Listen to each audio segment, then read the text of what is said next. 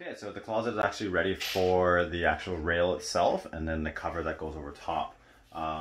Here's the plan view for this design.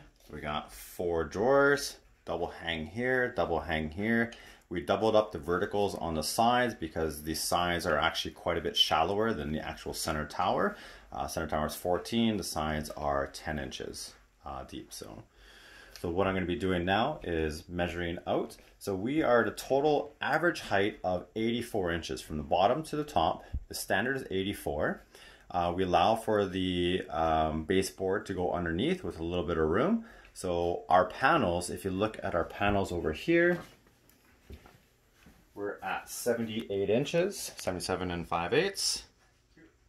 So we just call it 78. So 84 minus 78 is 6 inches.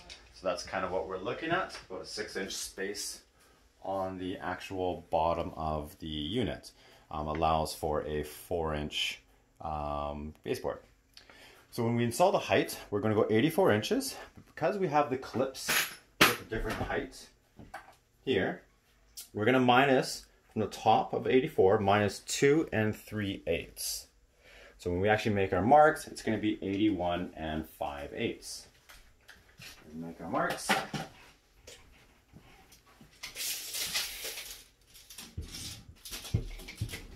(81 5/8). As you can see, I made the mark there. I make one mark on the side and one mark on the other side. Okay, so now we found our height that we want, so the 81 5/8. Again, that's 84 minus 2 3/8, so we're sitting at 81 5/8. Now we want to find our studs, of course, because when we put our screw through the rail itself, find our studs, mark it there, one over here, and one over there. So already pre-done. Now we're going to hang the rail itself. Okay, so we're going to be hanging the rail system against the wall itself. You can see that the short part here is going to be wanting to go against the drywall itself, leaving a small gap exposed. So what this does is the hangers that's on the gables itself will hook onto that and hold into position.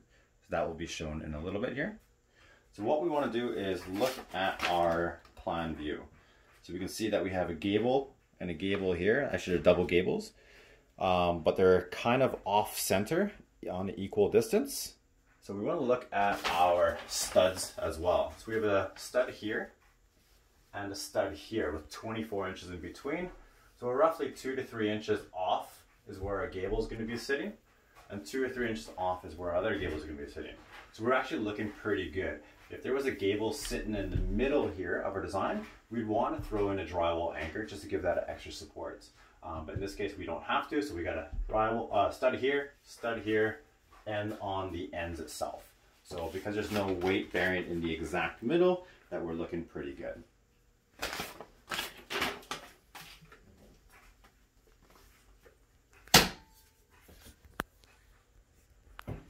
You can see here, we're at 84 inches minus 2 3/8, which leaves us at 81 5/8, and that's our mark right there. So what I'd like to do is line up the center first, line up the outside edges.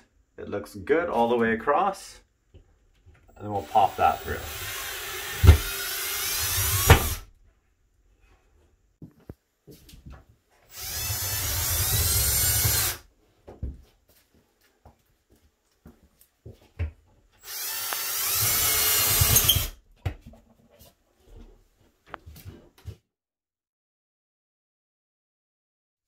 Okay, so now we got the rail up, fully secured. I've tagged the stud in a few different places just to give it extra strength.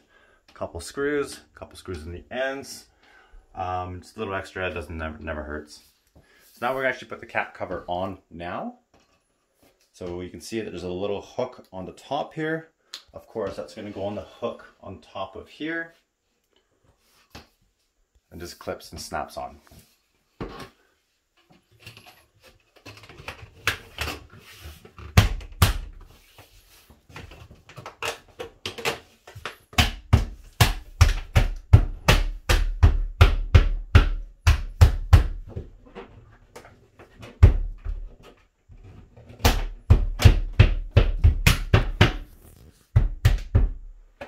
we go, nice clean look.